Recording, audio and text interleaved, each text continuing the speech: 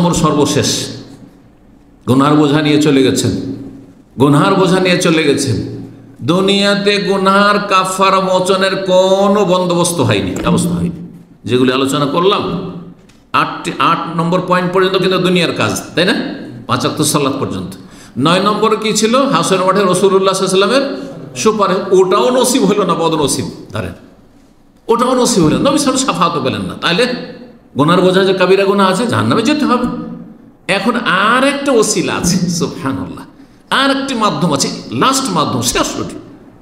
সেটি হচ্ছে রহমাতু আরহামুর রাহিমিন, সবচাইতে বড় দয়ালু রব্বুল আলামিনের রহমত, দয়া, আল্লাহর মায়া মমতা যদি হয়ে যায় যে এই পাপিষ্টের জন্য দুনিয়া তো কোনো মাধ্যম হইল না গুনাহ মাফের, আর নবী সাল্লাল্লাহু আলাইহি ওয়াসাল্লামেরও শাফাত পেল না, বদনসিব হতভাগা, আমার মায়া, আল্লাহর মায়া হয়ে গেল। আল্লাহ যা তোকে মাফ করে দিলাম। হ্যাঁ না, আল্লাহকে শোকজ করতে হবে, আল্লাহ কেন মাফ করলেন?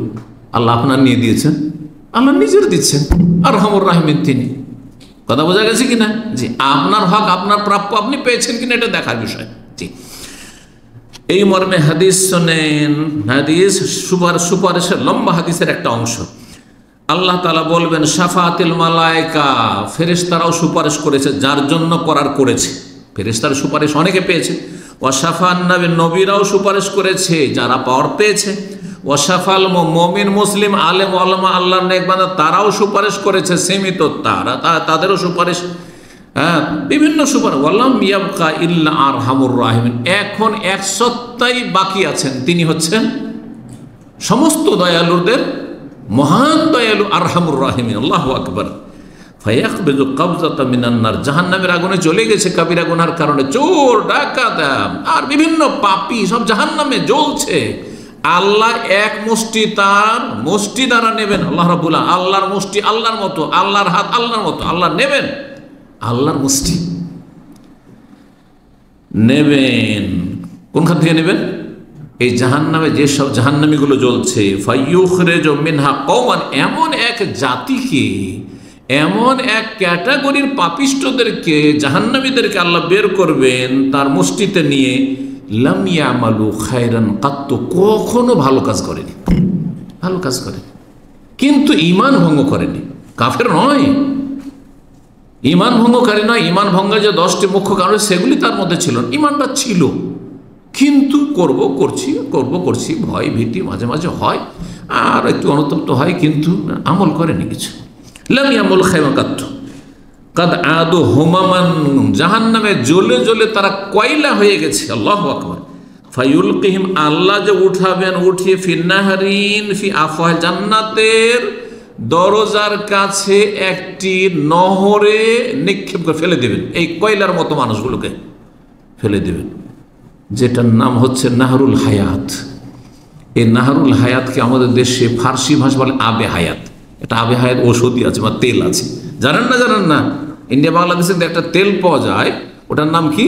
আব মানে পানি, আব ফার্সি ভাষা কিন্তু, আর হায়াত মানে জীবন, মানে এই পানি বা এই ওষুধ আপনার জীবন ফিরিয়ে দেবে। হ্যাঁ, আপনার মানে গুরুত্বপূর্ণ, আপনার জীবনে ওষুধের কাজ, মানে মহা ঔষধের কাজ করবে। এই নামটি ওখান থেকে হয়তো এরা নিয়েছে, হেকিমদের সব ওষুধ। তো আল্লাহর জান্নাতের দরজার কাছাকাছি একটি নহর রয়েছে, সেখানে এই কয়লায় হয়ে গেছে যেসব জাহান্নামীরা জ্বলে, তাদের কিন্তু তারা পাপিষ্ট মুসলিম, নেকির কাজ তাদের নেই কিছু। আল্লাহর রহম হবে, আল্লাহ জাহান্নাম থেকে উঠে তাদের ওখানে ফেলে দেবেন, আর তারপরে তারা গজে উঠবে। যেমন অঙ্কুর গজিয়ে উঠি একটা বীজ থেকে, যখন একটু পানি পায়, রস পায়, তখন অঙ্কুর গজিয়ে ওঠে, কত কচি হয়ে দুর্বল হয়ে ওই রকম গজিয়ে উঠবে। ফায়ামবুতুনা কামা তামবুতুল হাব্বাতু মিনাস সাইল, বন্যা আর পানি নেমে গেছে, আর তারপরে দেখবেন বন্যার পানি নামার পরে এই দৃশ্যগুলো কিন্তু দেখেছেন, জায়গাগুলো শুকিয়ে গেছে, আর বিভিন্ন জায়গা থেকে বিভিন্ন বীজের দানা এসে ওখানে থেকে গেছে, আর সেখান থেকে গজিয়ে অঙ্কুর গজিয়ে উঠছে, ওই রকম গজে উঠবে। 269 নম্বর হাদিস রয়েছে। আল্লাহ সূরা জুমারের 8 নম্বর 53 ইরশাদ করছেন, কুল ইয়া ইবাদিয়াল্লাযিনা আসরাফু আলা আনফুসিহিম লা তাকনাতু মির রাহমাতিল্লাহ ইন্নাল্লাহা ইয়াগফিরুয যুনুবা জামিআ। হে নবী বলে দাও যে আল্লাহ তোমাদেরকে বলছেন, ইয়া ইবাদিয়াল্লাযীনা আসরাফু, হে আমার ওই বান্দারা যারা আসরাফু আলা আনফুসিহিম, নিজের ওপর অত্যাচার করেছো, নিজের ক্ষেত্রে সীমা লঙ্ঘন করেছো, লা তাকনাতু মির রাহমাত, আল্লাহর রহমত থেকে তোমরা নৈরাশ হয়ে যেও না, হতাশাগ্রস্ত হইও না। আল্লাহ কি আর রহম করেন, আল্লাহ কি আমাকে মাফ করেন, এইরকমটা চিন্তা করিও না। ইন্নাল্লাহা ইয়াগফিরুয যুনুবা জামিআ, আল্লাহ সমস্ত গুনাহ মাফ করতে পারেন, আল্লাহ সমস্ত গুনাহ মাফ করতে পারেন। জি, আল্লাহ যাকে ইচ্ছা মাফ করেন, কিন্তু অন্তত সর্বনিম্ন ঈমান নিয়ে যেতে হবে, সর্বনিম্ন ঈমান নিয়ে যেতে হবে।